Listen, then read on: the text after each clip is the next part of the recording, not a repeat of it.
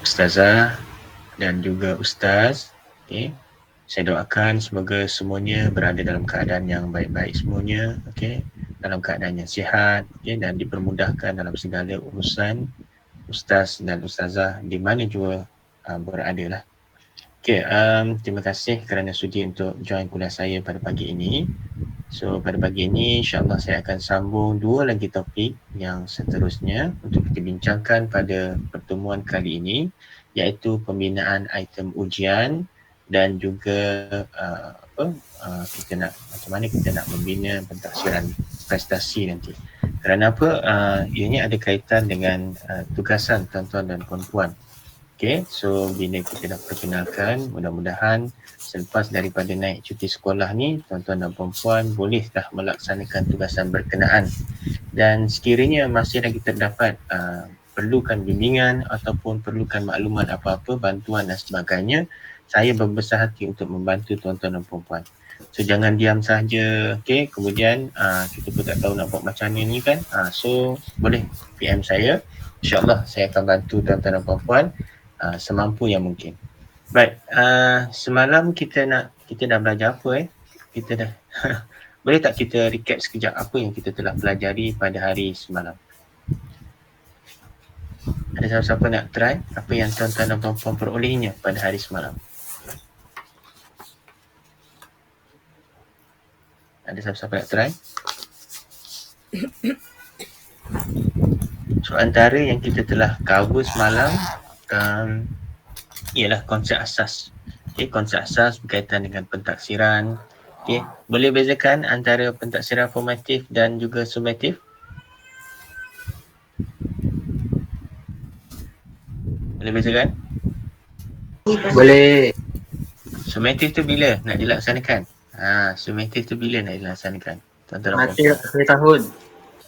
Okay, very good. Okay, kemudian kalau tujuannya untuk apa sumatif itu? Tujuannya untuk apa? Ya, seperti apa yang ada dalam hati tuan-tuan dan puan-puan tu saya boleh dengar. Okay. So, kita nak mengumpulkan evidence pencapaian pelajar, okay, untuk mendapat, kita nak berikan grade lah. Ataupun kita nak berikan skor, evidence pencapaian pelajar itu mungkin dalam bentuk skor, mungkin dalam bentuk grade, okay, dan sebagainya. So, tujuannya ialah untuk mungkin dari segi berkaitan dengan tujuan pendidikan yang akan mempengaruhi masa depan pelajar itulah, seperti penempatan, beasiswa, okay, sertifikat ataupun sebagainya macam tu. Okay, tetapi kalau untuk yang formatif, macam mana pula formatif? Sama ke ataupun tidak? Lain. Formatif macam mana pula? Ustaz, bagus Ustaz Amirul pagi-pagi. Silakan Ustaz Muhammad Amirul ni. Formatif macam mana pula? Bila kita nak laksanakan formatif? Dalam kelas macam kuis. Dalam kelas macam kuis, maknanya semasa PDP berlangsung dan matlamatnya pun berbeza kan, matlamatnya berbeza dengan sumatif, yang mana formatif ini tujuannya adalah untuk membantu pelajar dan seharusnya dia tidak melibatkan grade lah. Kita nak bantu pelajar dan juga kita nak bantu diri kita juga sebagai seorang guru untuk menilai sejauh mana kita punya prestasi pengajaran kita. Okay, baik. So bagus, dah lulus dah tu. Boleh dapat A dah ni. Okay. Okay, selain daripada itu apa lagi yang kita cover semalam? Apa lagi yang kita cover? JSU. JSU, very good Ustaz Syahrul. Okay. Ustaz Syahrul Amirul dengan Ustaz Muhammad Amirul ni adik-beradik ke? Bukan Jiran. Oh.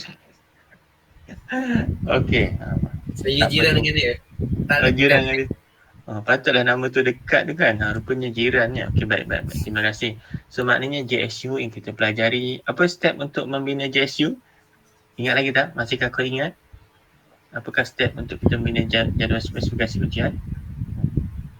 Ya, yang itulah yang tuan-tuan dan puan-puan fikirkan. Okey, tak apa, tak payah sebut, saya tahu pagi-pagi ni kan. So maknanya itulah kepentingannya, ialah untuk kita memastikan bahawa ujian yang berbentuk sumatif yang kita bina itu dia adalah mewakili topik-topik yang kita nak cover lah, dan seterusnya dia menyeluruh.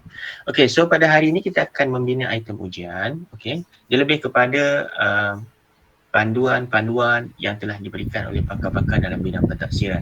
Okay, so mungkin kita dapat great overview berkenaan dengan macam mana sebenarnya bentuk-bentuk soalan yang berkualiti untuk kita guna pakai dalam konteks di bilik darjah. Okey, tetapi sebelum itu apa bentuk item ujian atau soalan ujian yang sering ustaz dan ustazah gunakan dalam konteks di bilik darjah? Yang selalu digunakan. Apa bentuk soalan yang objektif? Okey, bagus. Objektif aneka pilihan. Lagi? Ada lagi tak? Padanan. Padanan. Okey, lagi? Subjektif. Subjektif. Oh, okey, bagus. Subjektif. Okey. Okey, lagi selain daripada betul salah. Betul salah. Okey, betul salah. Bagus. Okey, lagi? Kosong. Isi tempat kosong. Okey, baik. Okey. So itu adalah bentuk-bentuk essay. Okey, betul. So maknanya itu adalah bentuk-bentuk item ataupun kita panggil juga sebagai soalan yang sering digunakan dalam konteks di bilik darjah. Namun sebelum itu, saya nak tanya pandangan ustaz dan ustazah. Kenapa ustaz dan ustazah gunakan essay? Kenapa yang ini gunakan objektif aneka pilihan? Kenapa yang ini gunakan padanan? Kenapa yang ini gunakan betul salah? Apa pertimbangan ustaz dan ustazah sehingga mana menyatakan bahawa bentuk item ini ataupun jenis item ini sesuai untuk saya gunakan mengukur prestasi pelajar pada masa itu? Apa pertimbangan ustaz dan ustazah? Nak share tak? Tak apa, ni kita share kan, just macam perbincangan je lah. Jangan rasa stres pula. Kan ni hari Ahad ni cuti pula, kuliah pula kan. Kan? Nanti stres. Okay. So jangan stres-stres. So kita sembang je. Kita bersembang saja. So apa pertimbangan ustaz dan ustazah sehingga mana memilih item objektif aneka pilihan inilah yang sesuai untuk saya gunakan. Yang ini saya sesuai gunakan essay. Macam mana? Ada nak share? Saya cuba dulu, Doktor. Ya, silakan Ustazah Siti Maisarah. Berdasarkan dapatan saya lah, sebelum ni kalau saya buat ujian tu berdasarkan minat murid tu sendiri. Sebenarnya cara kita buat soalan tu memang menarik perhatian dia. Boleh memberi dia lebih fokus kepada soalan-soalan yang kita nak uji dia tu lah. Macam tu. Dan dia lebih suka memberi respon dalam bentuk soalan yang macam tu. Kalau buat subjektif ni masing-masing kalau kelas saya dia orang tidak memberi respon, mungkin tak berani kan. Sebab kalau padanan, contoh saya buat padanan, dia dah nampak dah jawapan tu, jadi dia lebih yakin dan berani untuk cuba menjawab. Kepada saya. Terima kasih. Terima kasih Ustazah Maisarah. So maknanya untuk kita meningkatkan motivasi pelajar kita itu. Okay. So maknanya kalau objektif aneka pilihan, mungkin dia rasa banyaknya pilihan dia kan. Ada 4 kan. Okay. So mungkin sukar bagi setengah pelajar itu. So that's why Ustazah memilih apa tadi? Padanan ni. Padanan. Ustazah mengajar sekolah rendah ke atau macam mana? Pelajar-pelajar tu tahap satu dan 2 lah kafar. Darjah 1 hingga darjah 5. Okey, bagus. So maknanya di peringkat umur sedemikian, mereka ini lebih gemar bermain kan, benda-benda yang padanan, warna, mewarnakan. Itu memang sukalah benda-benda macam tu. So tambah pula kelas waktu petang kan Doktor, jadi dia agak mengantuk dah letih sekolah pagi. Macam tu. Betul. So terima tahniah Ustazah kerana berjaya untuk mengenal pasti keperluan. Okey, pelajar saya mungkin tak minat ataupun mungkin rasa lesu ke bila kita bagi soalan ni dia tak jawab. So gunakan pendekatan yang sesuai. Baik, terima kasih Ustazah Siti Maisarah, tahniah. Okey, mungkin yang seorang lagi, siapa-siapa nak share apa pertimbangan Ustaz dan Ustazah sehingga menyatakan bahawa yes, item inilah yang sesuai untuk digunakan dalam konteks di bilik darjah Ustaz dan Ustazah. Dia tidak ada betul salah lah, just pandangan saja kan. Silakan. Silakan Ustazah Fatin Nabihah. Okay, pembinaan soalan mengikut topik pembelajaran sesuai. Mungkin Ustazah Fatin Nabihah boleh explain sikit?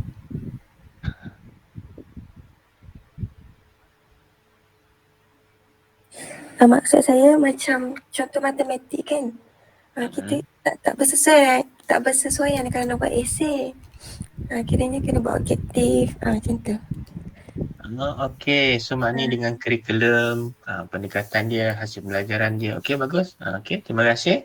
Ustazah Fatin Nabiha. Okey, selain daripada itu, apa lagi? Seorang lagi boleh share? Apa pertimbangannya? Okey, sehingga kita nak gunakan item essay contohnya.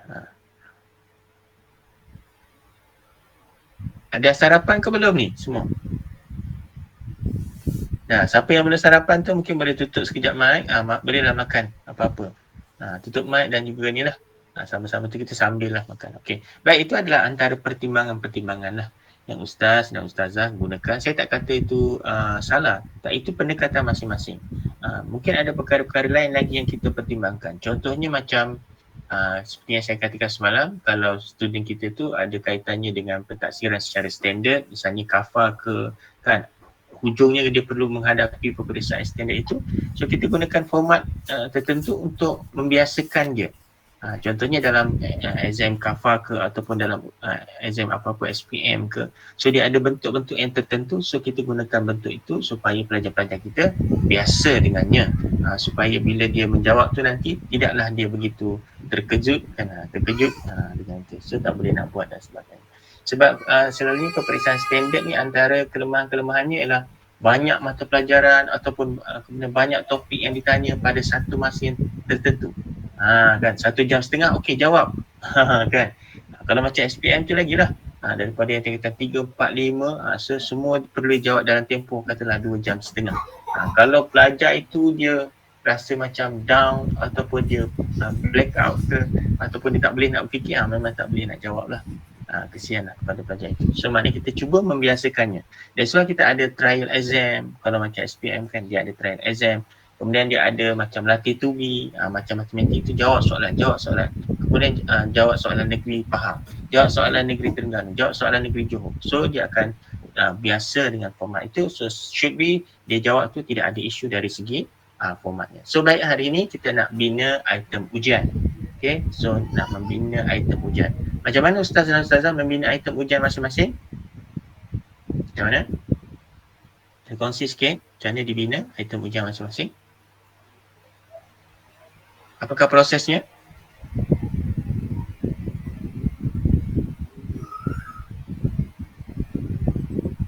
Pilih topik. Ya, topik. Cari tajuk. Ya, mesti dengan tajuk dulu. Okey, bagus. Lain? Selepas tajuk?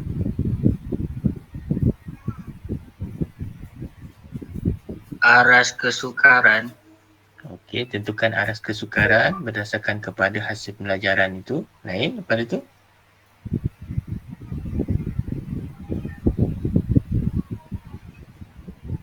Bentuk soalan, bentuk item.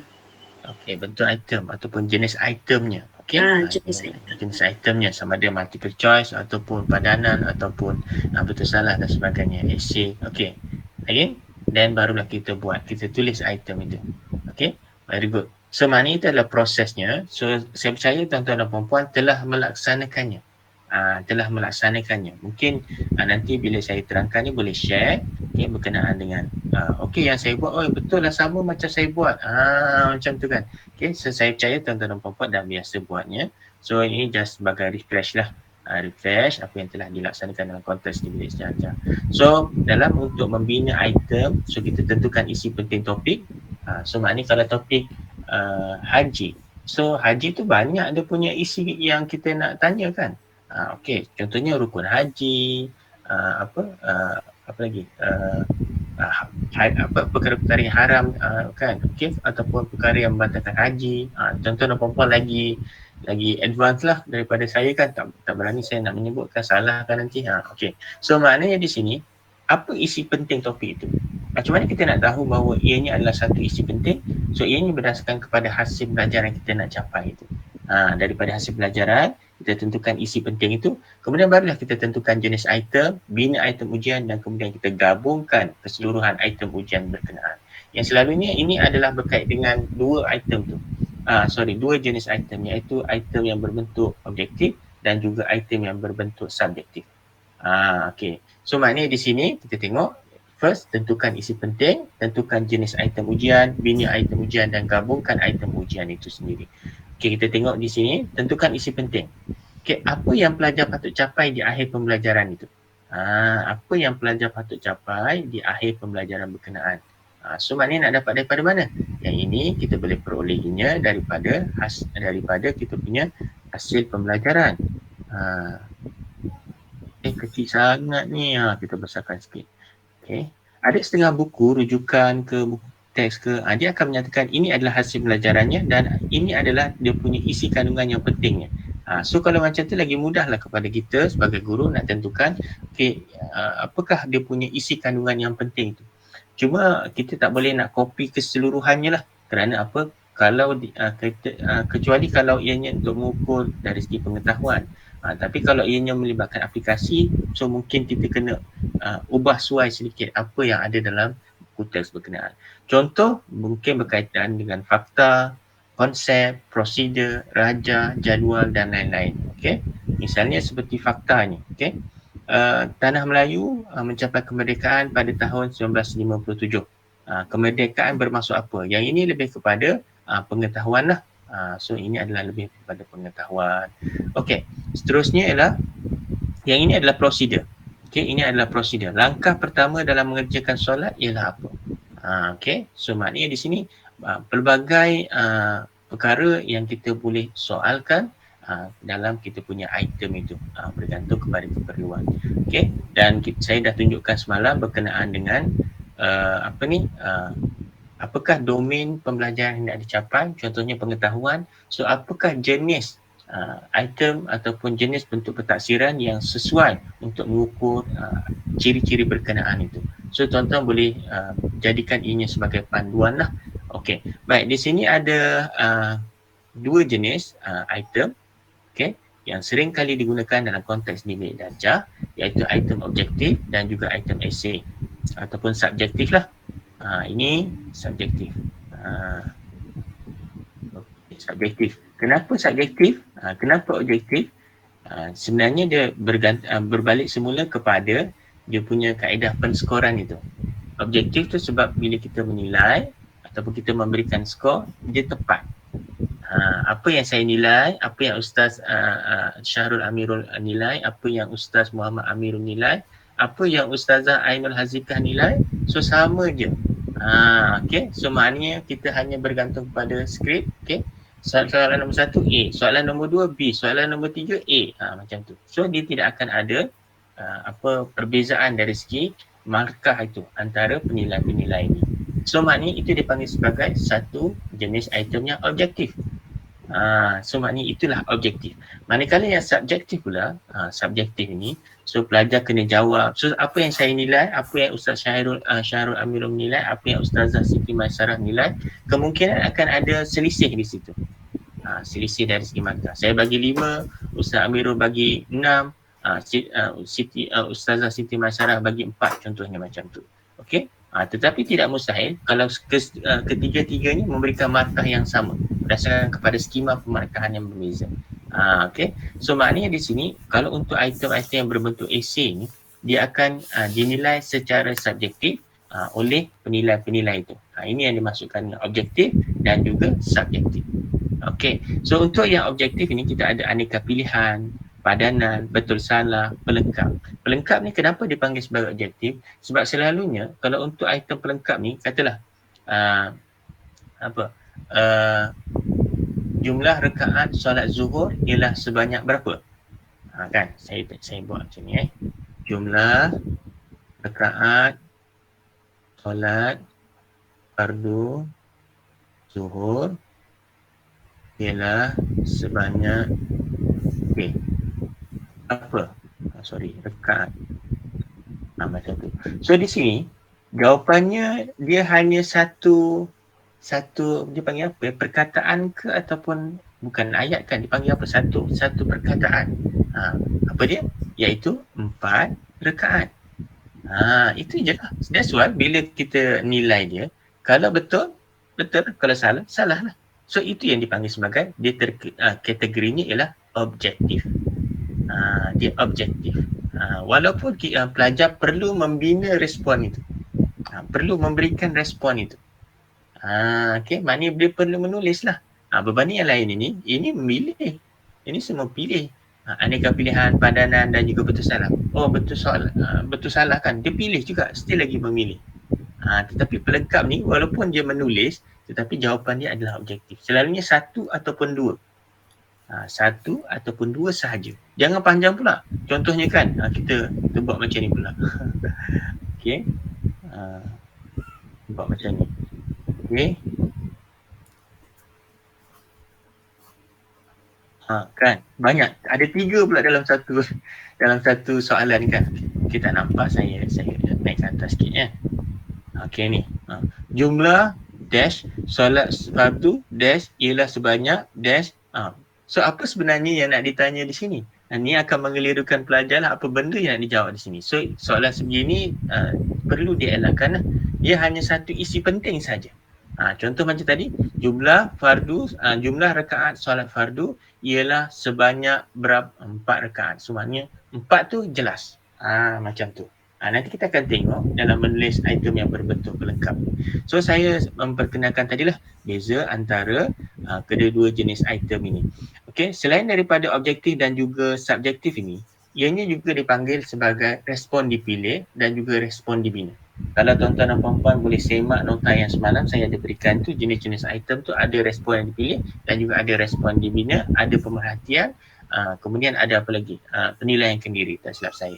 Okay, so maknanya di sini ini adalah contoh-contohnya. Okay, kita ada esei, respon yang terhad dan juga respon terbuka. Ada juga dalam kategori esei ni, dia dipanggil sebagai item yang berstruktur. Tapi walaupun begitu, ianya adalah satu jenis respon yang terhad juga. Okay, maknanya di sini pelajar perlu memberikan respon, memberikan pandangan dia, memberikan idea dia, macam tu. So item-item yang berbentuk objektif ini, dia sangat mudah, bukan sangat mudah lah, maknanya dia lebih mudah untuk dibina. Dari segi penskorannya lebih objektif berbanding yang subjektif. Tetapi dia juga ada kelemahan-kelemahannya. Ada kelemahan-kelemahannya. Item berbentuk objektif ni dia ada kelemahan-kelemahan dia. Antaranya bagi pelajar yang mungkin berprestasi, mungkin tidak berprestasi tinggi, kemungkinan akan berlaku seperti guessing ataupun meneka. Terutamanya kadang-kadang penyataan itu objektif aneka pilihan kan. Tengok mungkin dia tidak ada idea, mungkin dia ambil penyataan yang panjang tu.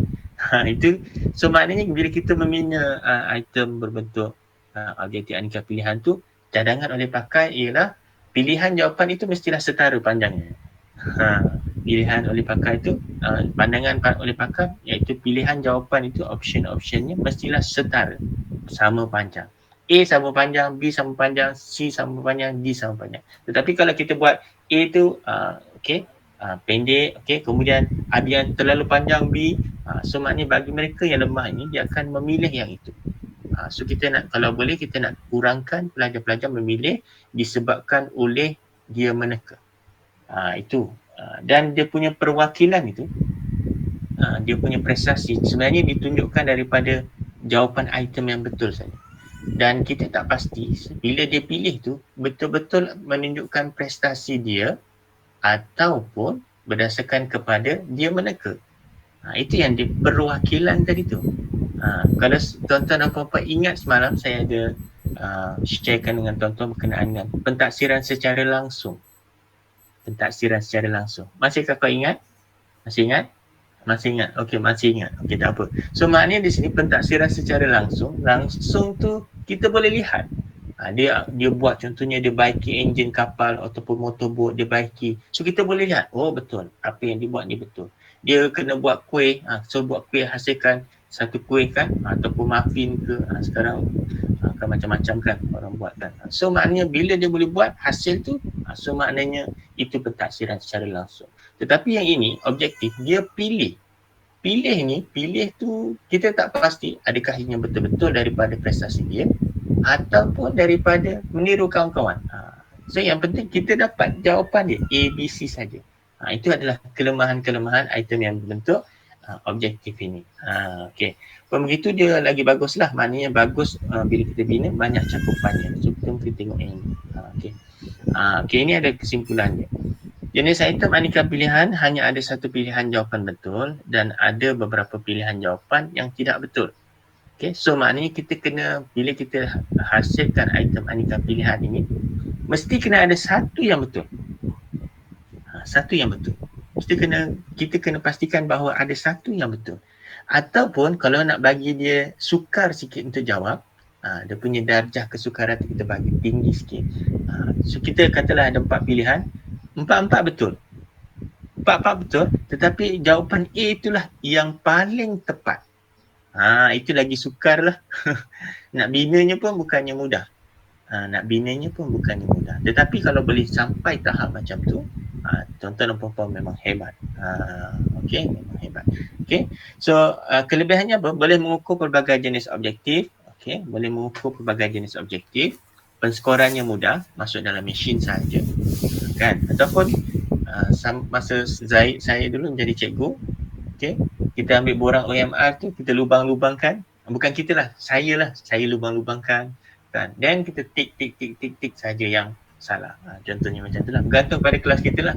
Kalau kelas kita tu majoritinya lah pelajar-pelajar mungkin lemah, okey. So kita tanda yang betul je lah sebab tak banyak yang betul kan. So maknanya di sini itu adalah pendekatan yang kita boleh gunakan. Boleh mencakupi topik yang luas. Okey, boleh mencakupi topik yang luas dan boleh memberikan maklumat diagnostik. Mudahlah, cepat. Tetapi kan dia masih lagi tidak memahami konsep ini. Okey. Tetapi dia pun ada kelemahan dia. Okey, iaitu misalnya dia boleh berlaku situasi di mana pelajar meneka. Okey, meneka seperti yang saya katakan tadi, ataupun mungkin dia daripada rakan dia boleh tengok kan. Okey. Jawapan nombor 1 ialah A. So boleh macam tu. Since meja yang bila ujian tu, meja tu kan dia tak begitu jauh kan. Selalunya dalam 1 meter macam tu. Okay, agak sukar untuk membinanya. Kita boleh bina, tetapi nak membina yang berkualiti satu yang mencabar. Kita boleh bina, tetapi nak membina secara berkualiti ataupun menghasilkan item ujian yang berkualiti tu bukanlah satu yang mudah. Itu yang dimasukkan dengan ini. Dan juga item ujian yang melibatkan aras yang tinggi, itu pun sukar juga untuk dibina. Tetapi boleh dibina tak? Boleh dibina, tetapi sukarlah macam tu. Okay. Dan juga distractor, membina distractor yang baik. That's why saya katakan tadi, nak membina distractor yang baik. Isu tadi satu yang pertama yang saya cuba jelaskan sebelum ini, nak membina item contohnya aneka pilihan yang beraras tinggi. Contohnya analisis untuk creating. So maknanya itu boleh tak dibina? Kalau macam penilaian tu still lagi boleh, tetapi untuk creating tu itu agak sukar lah untuk dibina. Okey, betul salah banyak isi kandungan yang hendak diuji. So kalau banyak, so boleh gunakan. Boleh menyoal banyak soalan untuk masa yang singkat. Okey, ini betul, ini salah, ini betul, ini salah, ini betul. Ini salah. Okey. Kadang-kadang kalau kita buat contohnya aneka pilihan, okey, 5 soalan pertama A, 5 soalan kedua B, kemudian 10 hingga 15 C. So kadang-kadang pattern macam ni pun sudah boleh hafal. That's why antara kelemahan aneka pilihan tu dia boleh buat tekaan. Cikgu ni buat soalan 1 hingga 5 A saja. 6 hingga 10 B. 11 hingga 15 C dan seterusnya. So pattern tu boleh nampak dan pelajar boleh teka. Okey, dan penskorannya mudah untuk betul salah ni, dan juga kekurangan dia ialah tekaan since dia ada 2 pilihan, tetapi risiko untuk salah tu tinggilah 50%. Boleh menirukan jika tidak ditulis dengan baik. Okey, boleh menirukan jika tidak ditulis dengan baik. So khususnya bagi pernyataan ataupun ayat-ayat yang kita nak tanya tu tak jelas betul ataupun salahnya. Tak jelas betul ataupun salahnya. Okey, padanan terdapat banyak fakta yang berkaitan, boleh mencakupi topik yang luas, penskorannya itu lebih mudah. Okey. Boleh menirukan jika tidak ditulis dengan baik. Okey, boleh menirukan jika tidak ditulis dengan baik. Dan contohnya, okey, kalau kita buat 4 bahagian A, 4 bahagian B, itu lebih mudah. Tetapi kalau kita buat 4 bahagian A, 5 bahagian B, so itu akan menjadi lebih sukar. Darjah kesukarannya meningkat. Kan, so maknanya di situ. Okay, so maknanya pelajar perlu lebih untuk menjawab, berfikir lebih untuk menjawabnya. Mengisi tempat kosong, ini jawapan pendek yang tepat, boleh mencakupi topik yang luas, pensukarannya juga mudah. Okay, ada dan tepat, so kita boleh bagikan markah. Yang ini dia punya kebaikan dia mengelakkan tekaan. Berbanding 3 yang atas ni tadi, okay, 3 yang atas ini tadi, dia kemungkinan pelajar itu menjawab secara meneka. Tetapi untuk yang mengisi tempat kosong, dia tidak ada pilihan. Mungkin dia kena tulis jawapan tu. Meneka di sini maksudnya meneka secara memilih. Kan ada 4 pilihan jawapan. Ada 2 pilihan jawapan. So dia pilih yang mana satu, teka je lah. Tapi yang ini, walaupun dia still lagi kena tuliskan lah. Okay. Tapi isu meneka tu kurang lah. Macam tu. Kerana kalau 4 pilihan, dia dah ada jawapan. Oh, yang ini ke yang ini? Yang ini ke apa? Tetapi kalau untuk yang mengisi tempat kosong ini, dia lagi sukar lah. Banyak pilihan yang dia ada. So nak teka yang mana sebenarnya. Okay. Masa yang lebih panjang untuk penskoran. Okay. Untuk mengisi tempat kosong. Dan seterusnya ni yang saya tunjukkan semalam. Respon yang dipilih, respon dibina, pemerhatian dan juga penilaian kendiri. Ini boleh dijadikan panduan pada tuan-tuan dan puan-puan lah. Yang ini pun sama, saya telah sharekan semalam. Okay, untuk perkara-perkara ataupun hasil pelajaran berkaitan dengan pengetahuan. So, sesuai menggunakan respon dipilih ataupun esei ataupun lisan. Tetapi prioritinya adalah respon dipilih. Khususnya kalau topiknya banyak. Okay, khususnya kalau topiknya banyak. Okay. Kemudian penaklukan, reasoning yang paling sesuai ialah esei. Kemahiran yang paling sesuai ialah prestasi dan juga pemerhatian. Produk yang paling sesuai ialah prestasi dan juga efektif yang paling sesuai ialah dia punya penilaian kendiri. Okay, so kita masuk kepada jenis item. Objektif. Yang ini memerlukan murid memberikan jawapan, memilih dari senarai jawapan, sama ada memberikan jawapan maknanya dia menulis. Okay, contohnya item berbentuk pelengkap, dia menulis maknanya dia memberikan jawapan yang ringkas lah. Yang ringkas. Selalunya 1 ataupun 2 patah perkataan sahaja. Okay. Memilih dari senarai jawapan, so maknanya apa yang ada, pilihan option yang ada dan dia pilih. Menulis perkataan, frasa ataupun simbol. Okay. Macam tadi yang saya tunjukkan, 4 rekaan. So 4 itu dia perlu tulis. Tidak ada pengaruhi oleh pemeriksa. Yang inilah yang sangat bagus. Just revision yang tadi. So ini item aneka pilihan. Okay. Bila sesuai nak gunakan item aneka pilihan? Bila ianya melibatkan pengetahuan tentang istilah. Istilah. Contoh istilah yang tuan-tuan gunakan dalam konteks bilik darjah, apa dia? Contoh istilah. Contoh istilah. Contohnya hukumat, apa huruf-hurufnya, okey. Kemudian apa? Rukun haji. Itu istilah, okey. Ataupun mungkin dari segi definisi tentang istilah itu, apakah yang dimasukkan dengan riba contohnya.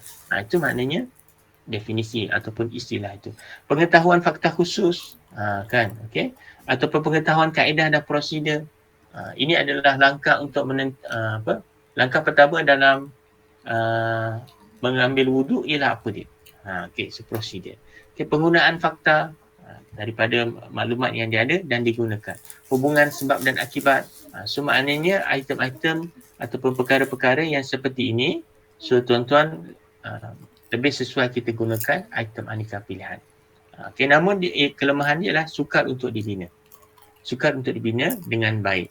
Dibina tu boleh je, tetapi sukar untuk dibina dengan baik. So tips dia kepada tuan-tuan dan puan-puan yang berminat nak membina item aneka pilihan ini, ataupun item-item yang lain pun sama juga.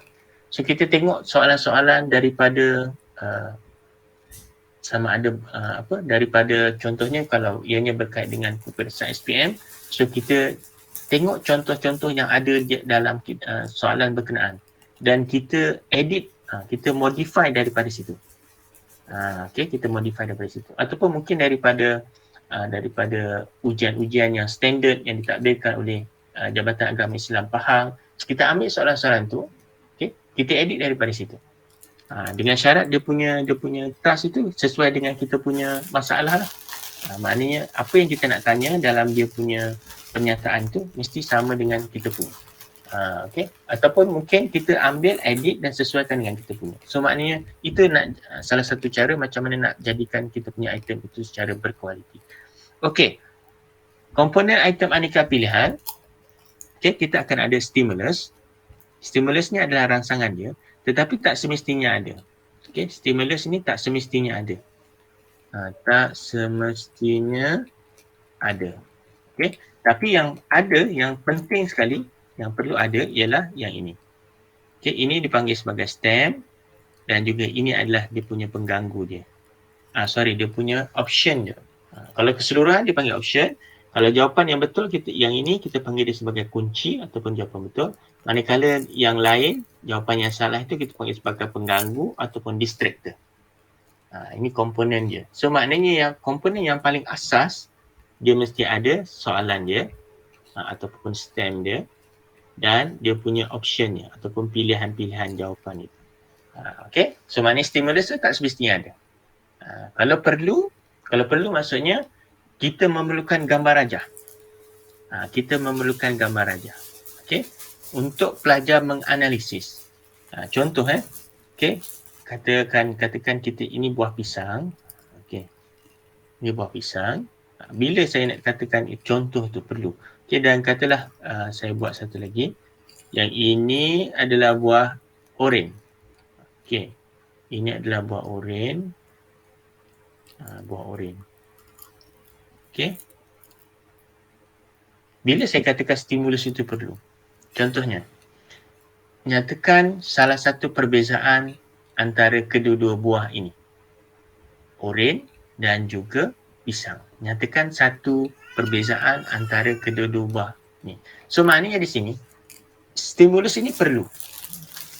Stimulus ni perlu. Kenapa perlu? Sebab dia kena analisis ni. Soalan ni adalah berbentuk analisis. Nyatakan satu ciri persamaan antara kedua-dua buah ini. So maknanya ini, bila kita analisis ini, dia analisis, okey yang ini apa ya yang sama dia? Color dia lah kot. Contoh kan. Katalah warna dia. Dia punya vitamin dia. So maknanya di sini, perlu dia punya stimulus ini. Okay, tapi kalau kita katakan contohnya, soalan yang seterusnya.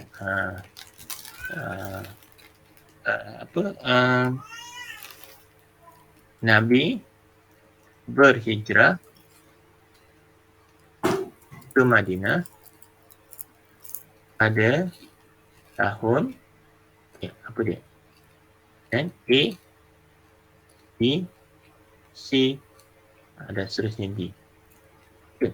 So di sini pernyataan ini tak perlulah kita nak buat gambar. Nampak tak?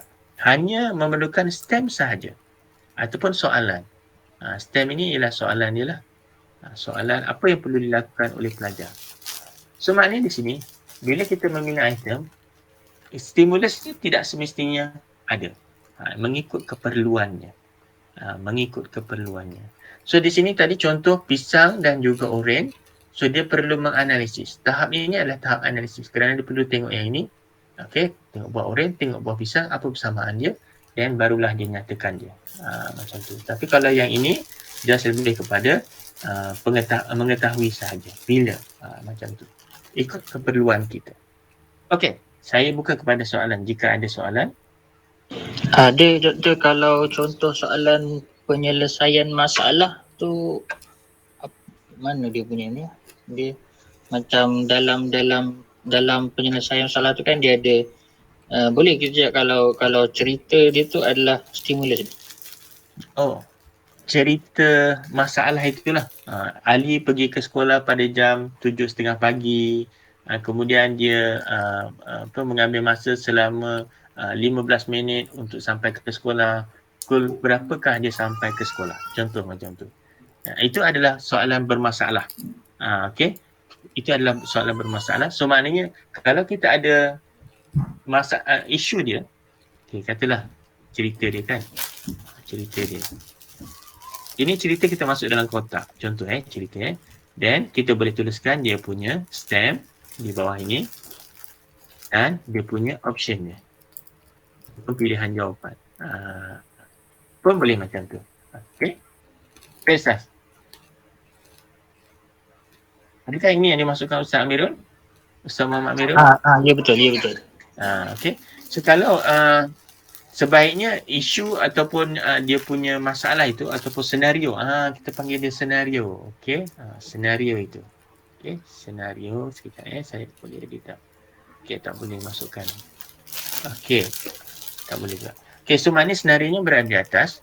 Kemudian kita sebaiknya kita asingkan dia punya soalan tu sebab kadang-kadang pelajar ni tak perasan soalan itu di mana. So untuk mengelakkannya, ini adalah senarionya, ini adalah soalan dia dan juga apakah pilihan jawapannya.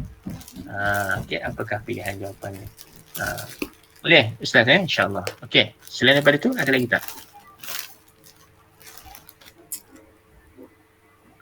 Saya nak tanya doktor. Ya, silakan. Ustazah Fatimah. Macam mana kita nak tahu soalan kita tu memerlukan stimulus ke tak? Okey. Memerlukan, itu bergantung kepada apakah jenis aktiviti yang kita nak laksanakan. Apakah jenis aktiviti yang kita nak laksanakan. Contoh, okey. Kalau macam tadi, saya letakkan oren tadi tu. Okey. So, aktiviti dia ialah untuk membanding. Okey, untuk membandingkan antara dua buah ini. So, of course, dia perlu ada kedua-duanya. Maknanya, stimulus perlu ada. Okey, selain daripada itu, situasi yang lain. Okey, katalah, saya tak letak ni, buah ini. Okey, saya tak letak buah ini. Okey, apakah nama buah di atas? So, maknanya pelajar pun tak tahu, buah apa ni? Kan? Nak tanya buah apa sebenarnya? So maknanya soalan ni tak komplit. So maknanya di sini selain daripada jenis tahap yang kita nak bina itu ataupun yang kita nak ukur terhadap pelajar, misalnya analisis ataupun penilaian ataupun creating ataupun aplikasi ke. Okay. So bergantung kepada kita punya soalan itu jugalah, maknanya keperluan soalan itu. Adakah kalau tidak ada stimulus itu sudah memadai? Kalau tak ada stimulus tu, boleh tak soalan ni berdiri dengan sendirinya? Berdiri dengan sendirinya maksudnya, okay, kalau saya letak di sini, saya tutupkan gambar buah ini, dia boleh tak berdiri sendiri? Okay. So dia boleh berdiri sendiri kalau kita ubah ni. So soalan tu jadi lain lah. Dia akan jadi soalan yang lain lah. Kalau soalan yang ini kita kekalkan, maka pelajar tak boleh nak jawab soalan itu. Dan kita katakan soalan ini tidak lengkap. Tak lengkap lah. Pelajar tak tahu nak buat apa. Okey. So maknanya bergantung kepada situasi-situasi itu, sama ada soalan itu boleh tak dia berdiri dengan sendirinya. Okey. Boleh ke Ustazah? Ustazah Fatimah? Boleh. Terima kasih doktor. Okey. Mungkin ada pandangan lain daripada rakan-rakan yang mungkin selalu dah biasa membina soalan. Okay. So, mesti keadaannya macam ni. Contoh macam tu. It's okay, kita sharing. Ada nak bagi pandangan?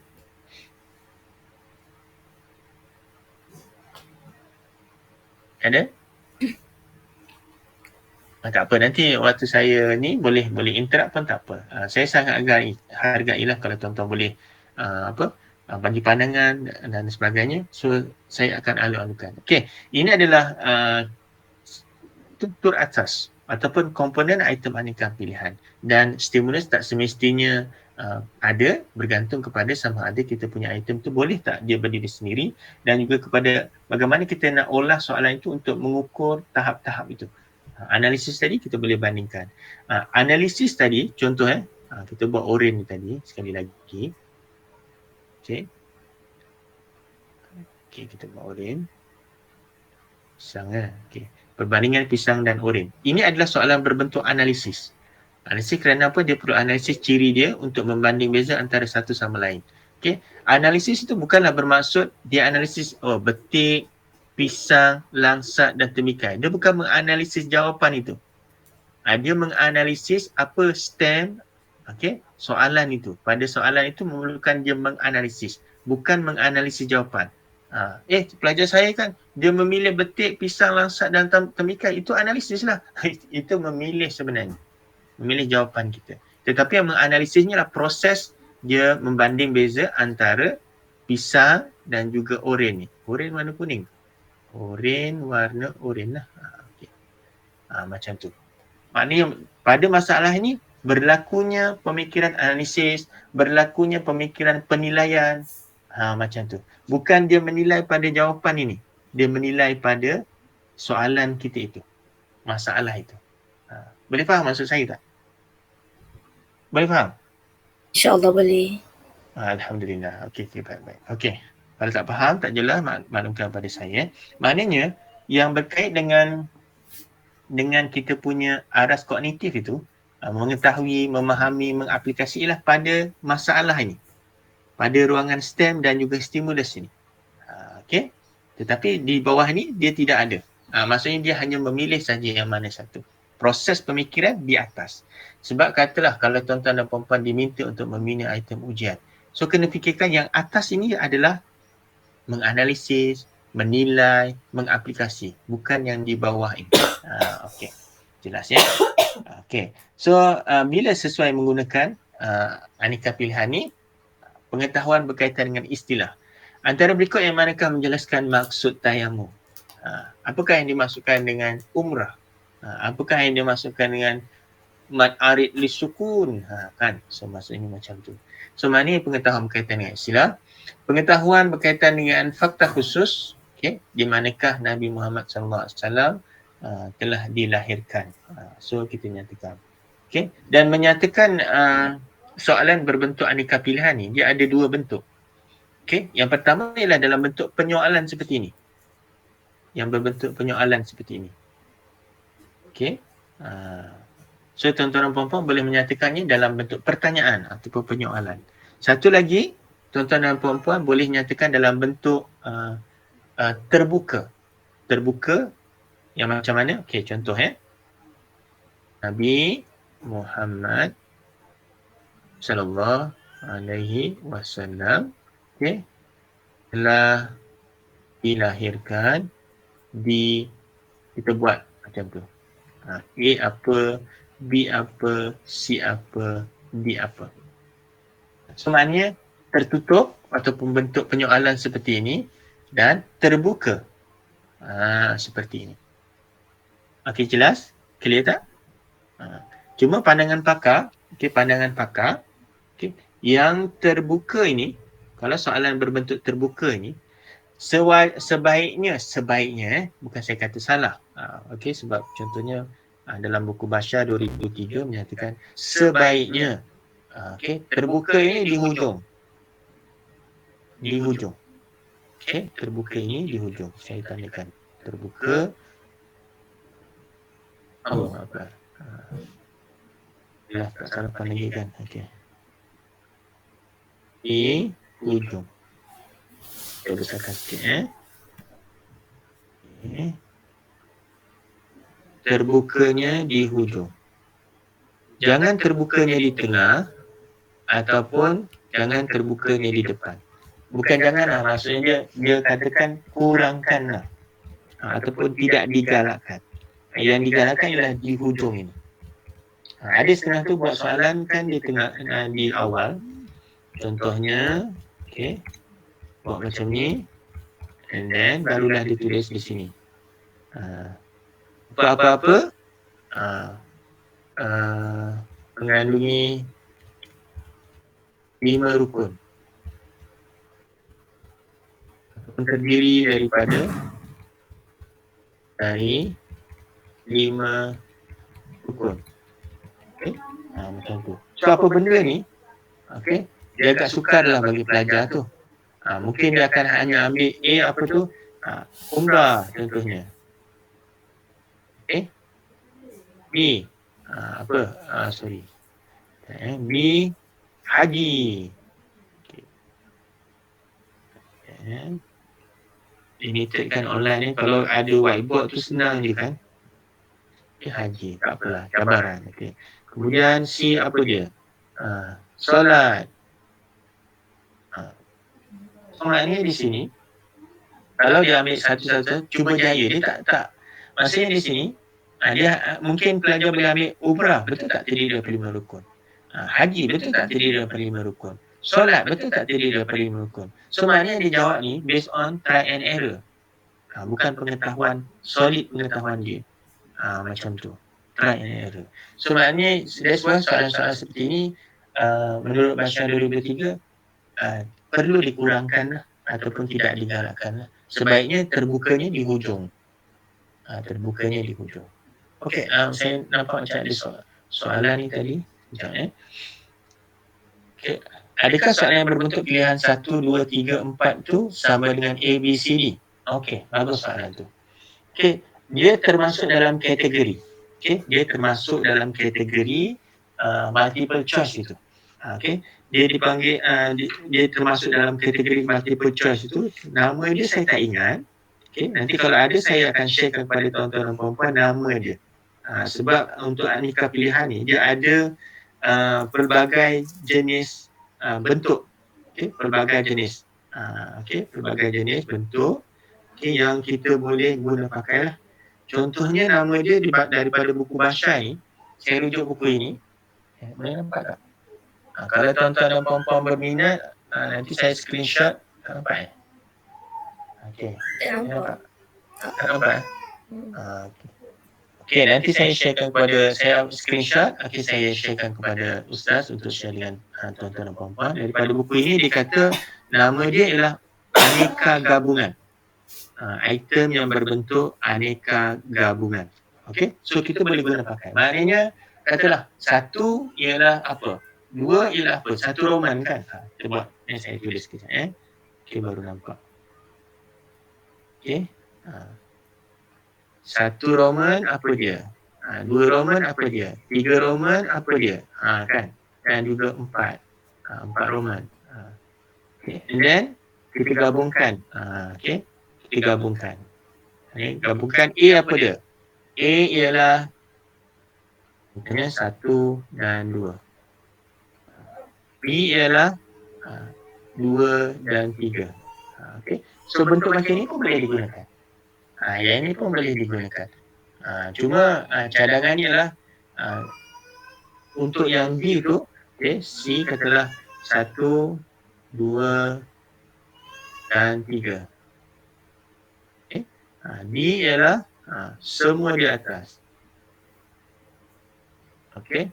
So untuk yang semua di atas ni menurut Basyar dalam bukunya dia tidak galakkan untuk kita gunakan semua di atas itu. Maknanya proses pemikiran tu lah, mungkin dari segi proses pemikiran itu just pilih semua saja pelajar tu, tidak ada melibatkan pemikiran. So maknanya di sini ataupun tidak menggunakan pemikiran yang diharapkan dalam dia punya masalah itu. So maknanya di sini dia mencadangkan kita menggunakan misalnya 1, 2, 2, 4, 2, 3, 1, 2 dan 3 macam tu. Semua di atas dikatakan cuba dikurangkan ataupun tidak digalakkan untuk digunakan pakai. Tapi soalan macam ni boleh digunakan. Gelap pula. Okay. Soalan seperti ini boleh digunakan dalam konteks di bilik darjah.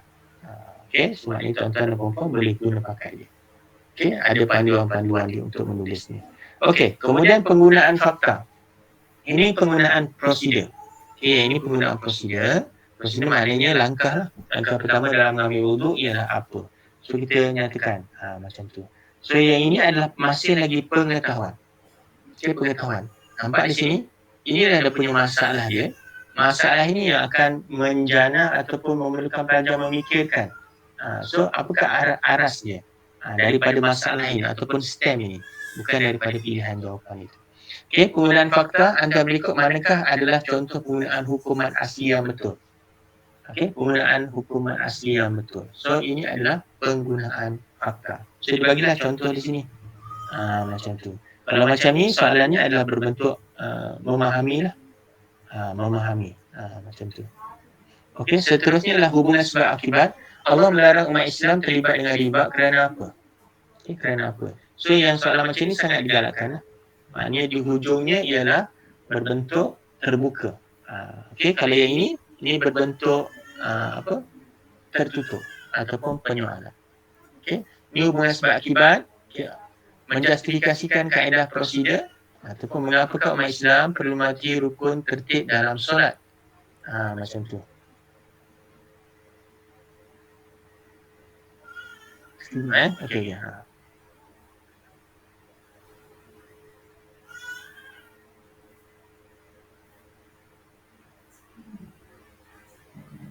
Okey, sorry ada iklan sikit. Okey, mengapa umat Islam perlu mematuhi rukun tertib dalam solat? Sebenarnya mengapa? Justifikasilah. Okey, menjustifikasikan dia. Okey, so yang ini prinsip umum. Maknanya panduan umum macam mana kita nak membina item-item satu ujian itu. Yang pertama, arahan bagi item itu ringkas, jelas dan dibolkan ataupun kita bolkan dia. Khususnya yang melibatkan, katalah, soalan 1 dan 2 adalah berdasarkan kepada rajah di bawah. Ini dicadangkan untuk dibolkan.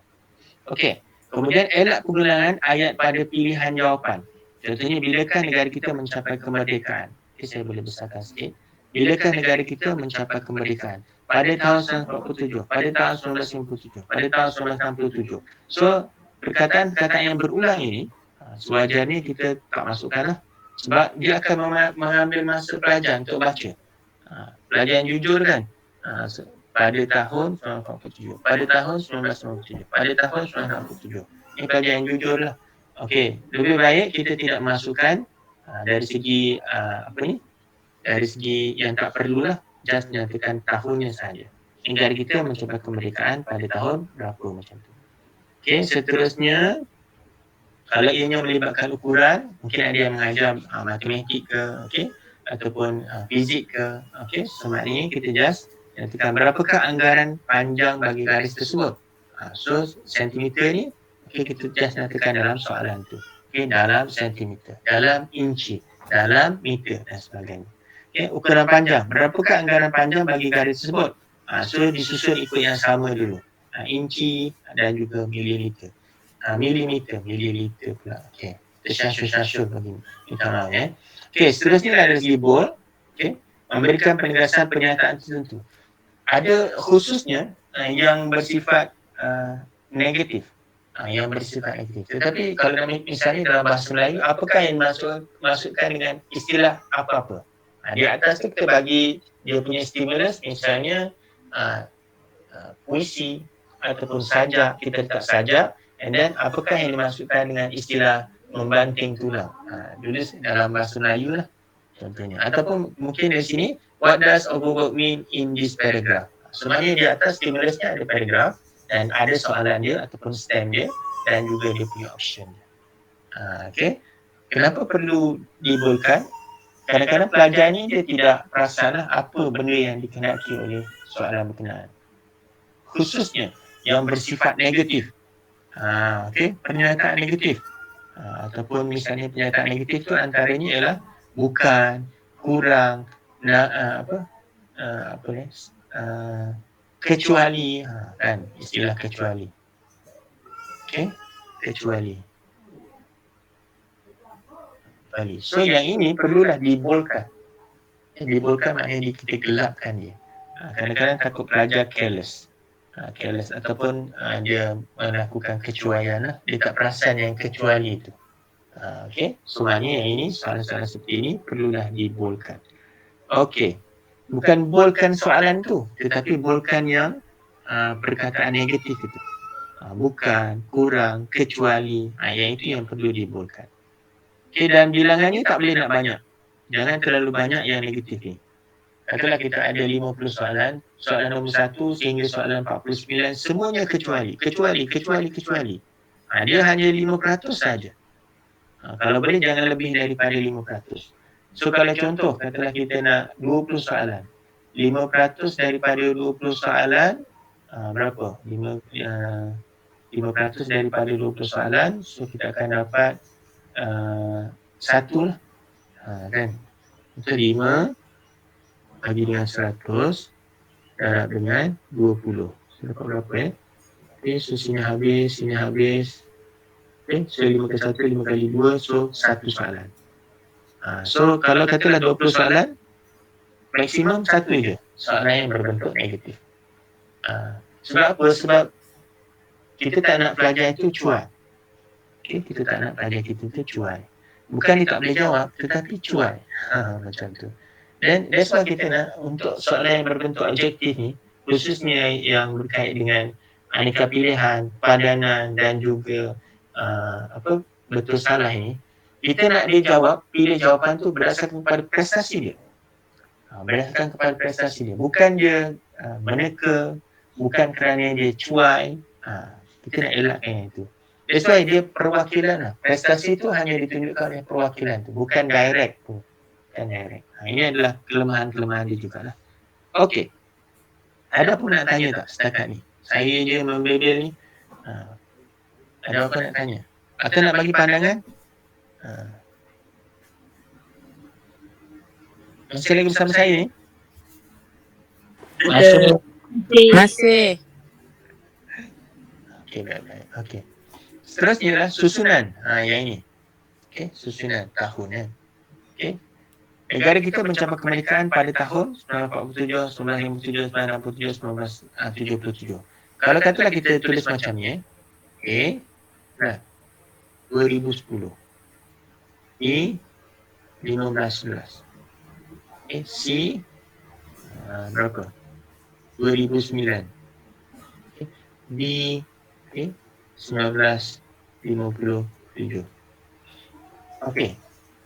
Yang ini, soalan ni yang menggunakan pilihan-pilihan jawapan ataupun option yang ini berbanding dengan yang sebelumnya. So yang ini, yang baru yang saya buat ni, lebih mudah untuk pelajar meneka.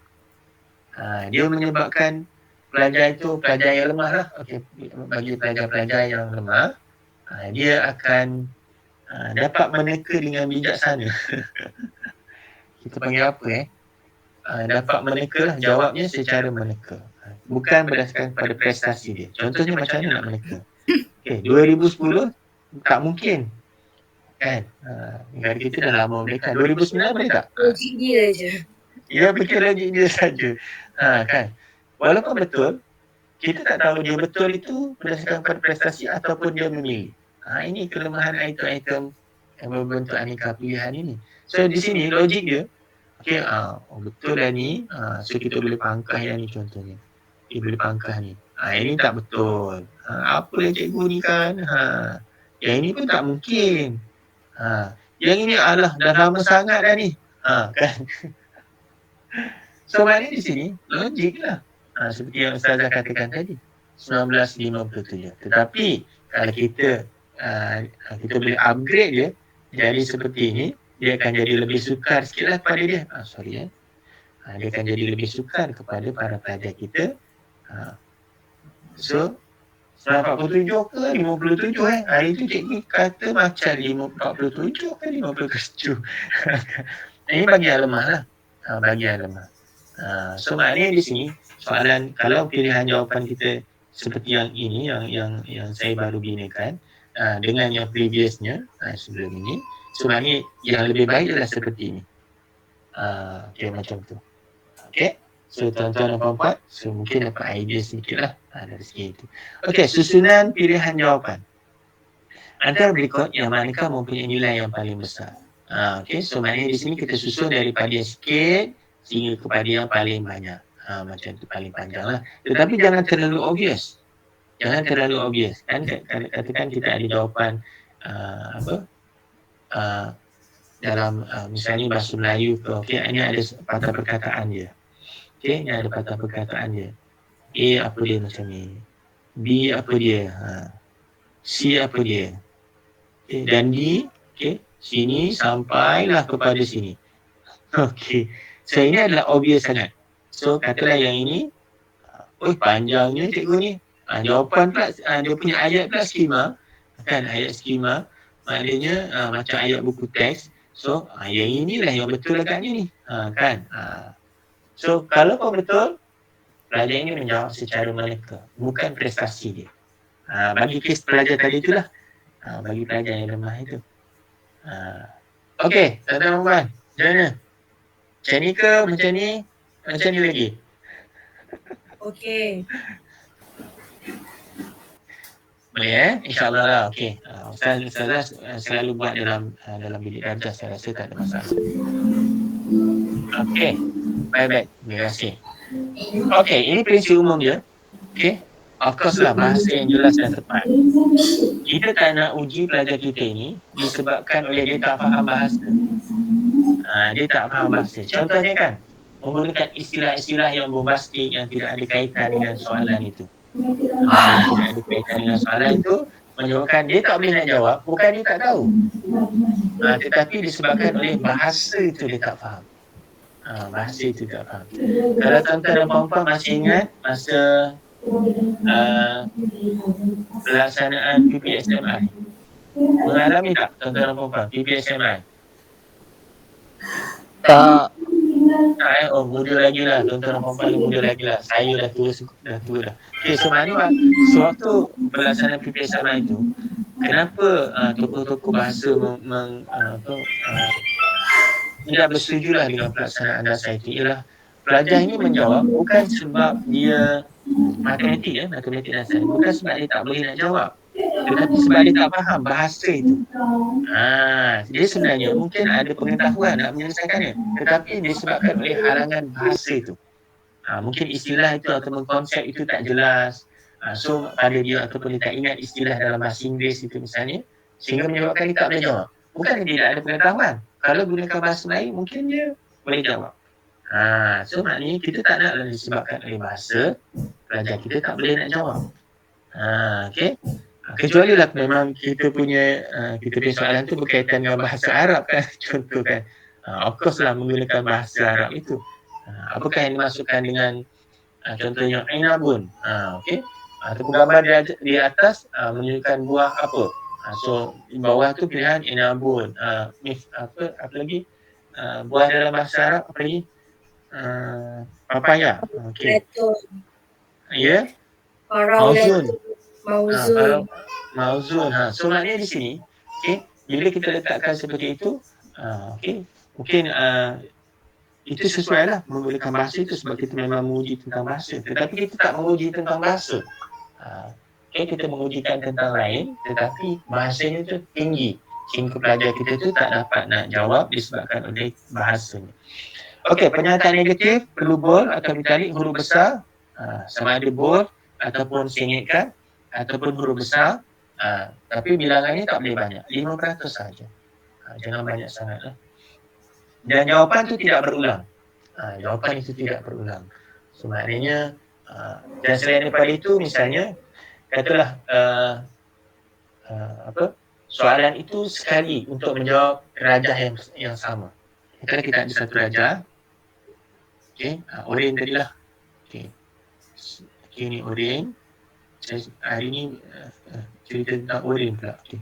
Oren ni rajah di atas untuk menjawab soalan 1 dan 2.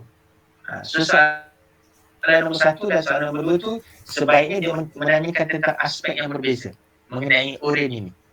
Janganlah soalan nombor 1, jawapan nombor 1 tu dia ada kaitannya dengan jawapan nombor 2. Untuk menjawab soalan nombor 2 dia mesti kena tahu jawapan nombor 1 tu. So maknanya sebaiknya dia mengukur benda yang berbeza tentang stimulus yang kita paparkan. Okey. Selain daripada itu apa lagi yang mungkin boleh okey, jawapan tidak berulang, elakkan penggunaan istilah yang selalu ataupun istilah yang tidak selalunya betul. Semua burung boleh terbang. Tak semua burung boleh terbang. Okey, tidak semua. So maknanya yang kita panggil sebagai apa? Tidak selalunya betul. Macam tu. Elak penggunaan semua di atas. Macam tu. Okey. So ini adalah prinsip umum untuk membina item yang berbentuk aneka pilihan. Okey. Mungkin ada tuan-tuan nak share berkenaan dengan pembinaan item aneka pilihan ini. Mungkin dalam kelas ada buat yang lebih advance lagi atau mungkin ada kursus-kursus berkaitan dengan pembinaan item. Mungkin ada dalam kalangan ini adalah bukan JSU. JU, jurulatih utama. Ada jurulatih utama ke di JAIB? Tak ada Oh tak ada, okey, baik. Guru pakar ke? Kan. Boleh share dengan saya. Jelas atau tidak? Jelas atau tidak? Jelas. Baik, alhamdulillah. Okey, kalau jelas, alhamdulillah. Okey, nanti saya akan screenshotkan buku yang saya rujuk ini. Siapa yang berminat mungkin harga dia dalam RM30 lah. Saya dimaklumkan harganya RM30. Kalau berminat boleh maklumkan, boleh Ustaz kumpulkan nama. Nanti saya boleh bawakan kepada Ustaz dan Ustazah kalau perlulah, ataupun mungkin boleh postkan. Ataupun nanti saya akan bagi PDF punya buku, tapi dalam bahasa Inggeris. Kalau rasakan buku itu memadai, so tak perlulah beli buku ni. Okey, boleh? Clear? Baik, okey. Okey, itu adalah antara item-item aneka pilihan, panduan-panduan lah. Kalau tuan-tuan dan puan-puan boleh buka Padlet tu, dalam situ ada saya bagi panduan untuk menulis item aneka pilihan dan juga bentuk-bentuknya. Tapi dalam bahasa Inggeris lah. Saya harap tak ada masalah lah tuan-tuan dan puan-puan tu. Boleh tengok contoh itu. Itu lebih detail. Sebab apa aneka pilihan ni sering mendapat pilihan dalam bilik darjah, sering digunakan oleh guru. Okey, so bolehlah digunakan pakai untuk memilih item aneka pilihan. Manakala untuk item betul salah, murid menentukan sama ada satu pernyataan betul ataupun salah. Okey, silakan, betul salah kan. So maknanya hanya ada dua pilihan lah, betul ataupun salah. Yang ni cepatlah, seperti yang saya sharekan di awal kuliah tadi. Cepat untuk belajar jawab, ni betul, ni salah, ni betul, ni salah. Kita berharap dia menjawab betul dan ataupun salah itu tadi berdasarkan kepada prestasi dia. Okey, prestasi dia, bukan dia meneka. Ini betul, soalan nombor 1 hingga 10 semua betul. Soalan nombor 10, 11 hingga 20 semua salah. Macam tu kan. Ada setengah cikgu tu dia suka buat zigzag kan. 1 betul, 2 salah. 3 betul, 4 salah. So bila pelajar dapat pattern itu, pelajar kita ni bijak sebenarnya tau. Pelajar kita ni. Okey. That's why bila saya tunjukkan tadi aneka pilihan tadi, bila jawapan kita tu tidak terlalu spesifik, dia boleh teka, yang ni tak mungkin ni, yang ni kan. Sebenarnya bila nak guessing tu macam-macam cara dia boleh buat. Okay. Sebenarnya hanya ada dua pilihan, betul dan salah. Sebaiknya seimbangkan. Okay, sebaiknya seimbangkan. Betul ada berapa soalan, salah ada berapa soalan. Tapi dari segi taburan dia, susunan dia betul salah tu kita mesti buat secara awak. Kadang nombor 1 betul, salah, betul, salah, betul, salah. Macam tu. Supaya pelajar kita tak boleh nak nampak pattern dia. Okay, pelajar kita bijak sebenarnya. Begitu juga dengan pilihan jawapan A, B, C, D tadi. A, B, C, D tu sebaiknya kita seimbangkan. Okay, seimbangkan maksudnya A tu katalah ada 20 soalan, A tu 5, B 5, C 5 dan D pun 5. Sebaiknya macam tu lah. Mungkin ada yang 6, 4, macam tu. Sebaiknya seimbangkan. Okey, sesuai mengukur aras kognitif, mengingat dan juga memahami. Untuk yang item tu salah. Contohnya macam ni, okay, membaca doa kunut merupakan salah satu daripada rukun solat. So kita tandakan lah. Katalah, yang ini betul, contohnya macam tu. Rukun merupakan salah satu daripada rukun solat. Okey, betul, macam tu. So nanti kita akan nilai dia, betul ataupun salah di situ. Okey. So panduan dia, contohnya, dia mesti pernyataan itu ataupun dia punya stem dia mesti jelas betul ataupun jelas salah. Jangan yang sama-sama itu. Jangan yang sama-sama. Okay? Bila sama-sama tu pelajar tak boleh nak buat keputusan betul ke salah ya? Betul ke salah ya? Pagi tadi cikgu makan goreng pisang. Betul ke salah? So maknanya itu dia tak boleh nak jawab lah. Dia tak tahu cikgu tu makan pisang goreng ataupun tidak kan. So maknanya benda yang berbentuk fakta tadi. Okey. So untuk generalisasi semua kebanyakan, tetapi jaga menggunakan generalisasi ni pastikan semuanya betul. Matahari terbit dari barat ke timur? Matahari. Matahari terbit. Ada nak test, okey. Kadang kesyasyasya nak nyebut tu. Okey, matahari terbit dari arah timur. Okey. Matahari terbit dari arah timur. Okey, so betul atau salah? Betul atau salah? Betul. So, soalan seperti ini jelas betulnya. Okey, jelas betulnya. Okey, lain daripada itu. Hamzah ialah huruf ikhfa. Betul atau salah? Alah. Salah. So di sini soalan ni bagus kerana apa? Dia jelas betul ataupun salah. Okey, satu soalan lagi. Ada tuan-tuan dan puan-puan. Okey. Semua burung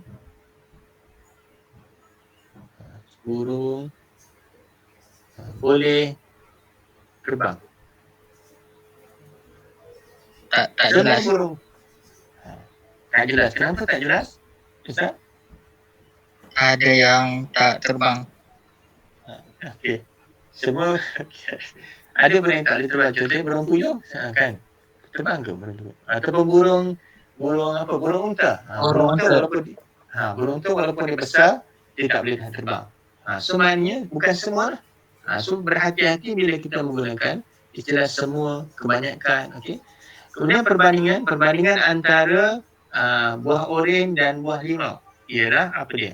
Ciri yang membezakan antara, contoh, ciri yang membezakan antara rukun haji dan dengannya, okey. Sunat rukun haji, wajib haji. Ialah apa dia? Okey, so maknanya kalau dapat pernyataan itu jelas, betul ataupun salahnya. Okey, situasi. Jika A berlaku, maka apa yang akan berlaku?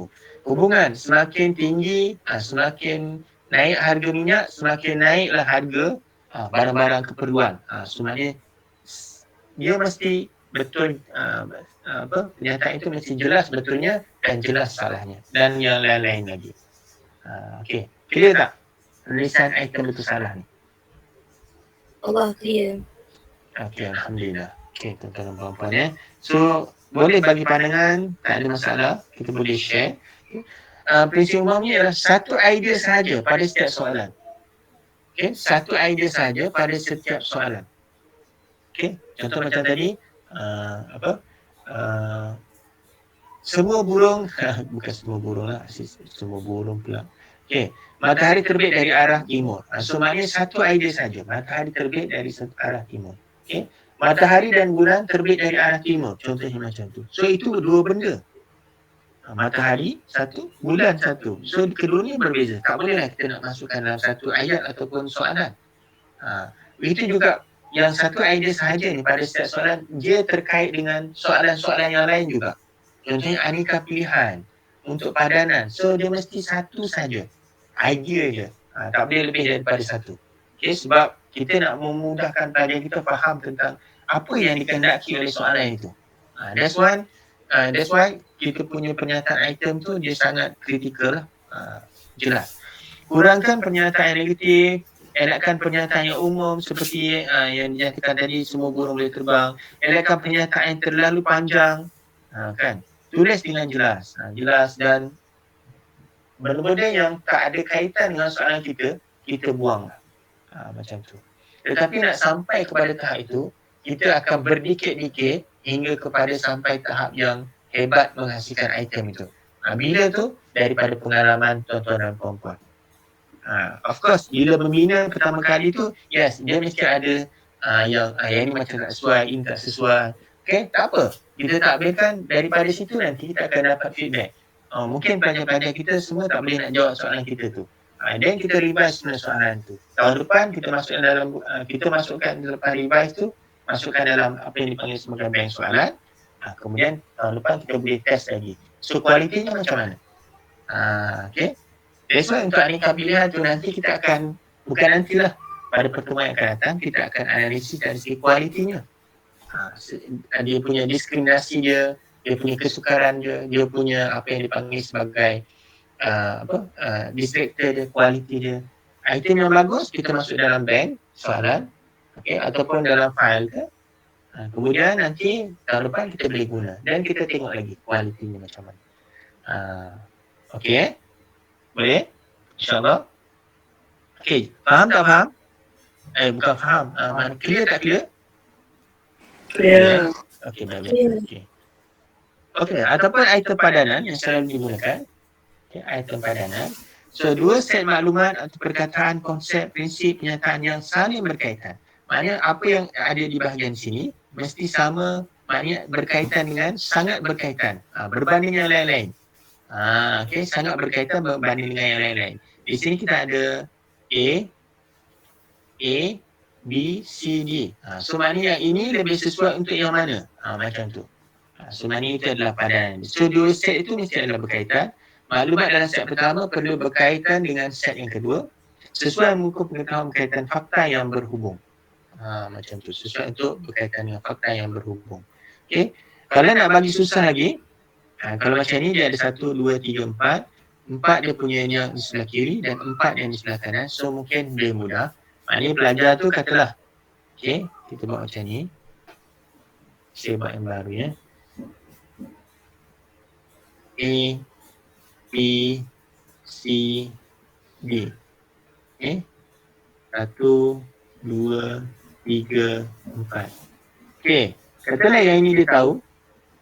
Oh yang ini memang padanan dengan ni. Contoh macam tu. Yang ini, okay.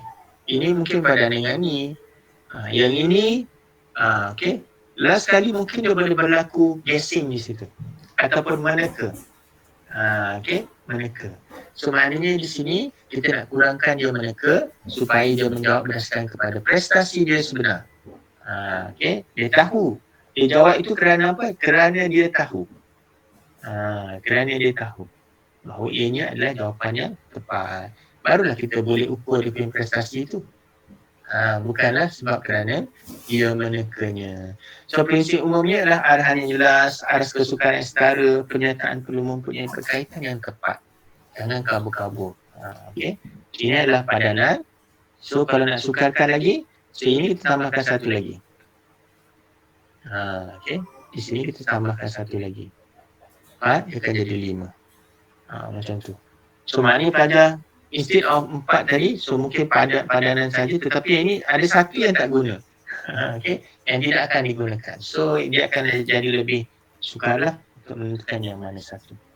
Okay, so ini padanan. Kita habiskan yang pelengkap. Okay, pelengkap ini adalah contoh itemnya, padanan dia. Okay, yang mana satu lebih sesuai. Okay, berarti yang pelengkap last sekali berkait dengan mengisi tempat kosong, aktiviti daripada stimulus dan juga pernyataan mengambil ruang kosong untuk diisi pelajar. Yang ini sesuai untuk mengukur istilah, fakta dan juga kaedah dan prosedur. Okay, contohnya, iaitu mengisi tempat kosong terdiri daripada stimulus, ini dah saya nyatakan tadi. Okay, dan saya dah nyatakan berkaitan dengan fakta, pengetahuan berkaitan kaedah dan juga prosedur. So, prinsip umumnya adalah aras kesukaran item perlulah setara. Bila perkataan dalam ruang kosong perlulah setara, sebaiknya dah 1 ataupun 2 sahaja. Okey. Contohnya ialah kanak-kanak yang telah masuk, kanak-kanak pertama yang telah masuk Islam telah masuk Islam ialah siapa? So maknanya ini jelas. Yang ini jelas. Pernyataan tu jelas.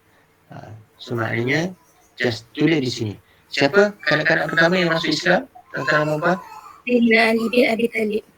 Okey, Sayyidina Ali. Okey. Ali bin Abi Talib. So maknanya di sini, pelajar itu dalam kelas, kita dah ajar dah benda ni. Satu lagi isu tu. Kita ajar ataupun kita tak ajar? Dalam konteks bilik darjah tu. Kita dah ajar ataupun belum? Kalau kita tak ajar, so maknanya kita tanya tu, dia macam tak adil lah bagi pelajar kita. Dia tidak adil bagi pelajar kita. So maknanya kita akan tanya apa yang dia ajar dalam konteks bilik darjah tu. So maknanya jawapan tu mestilah tepat. Tepat untuk yang pelengkap ini. Kita tengok lagi. Orang yang melakukan maksiat digelar sebagai siapa? Riba, walaupun tidak digalak. Bahasa 2003 menyatakan tidak digalakkan. Letak di sini. Sewajarnya dia kata letak di hujung ni saja. Tetapi boleh tak? Boleh. Tetapi tidak digalakkan lah. Tetapi kalau yang ini kita tengok konteks soalan ini. Riba ada berapa jenis? So apakah riba yang ialah pertambahan bayaran pinjaman kerana menangguhkan tempoh bayaran. So, jelaslah. Maksudnya boleh lagi dikenal pasti oleh pelajar apakah jawapannya. Okey. So, ini ada contoh itemnya. Dan kita masuk pada soalan esei. Tetapi sebelum itu, saya buka kepada soalan jika ada. Silakan.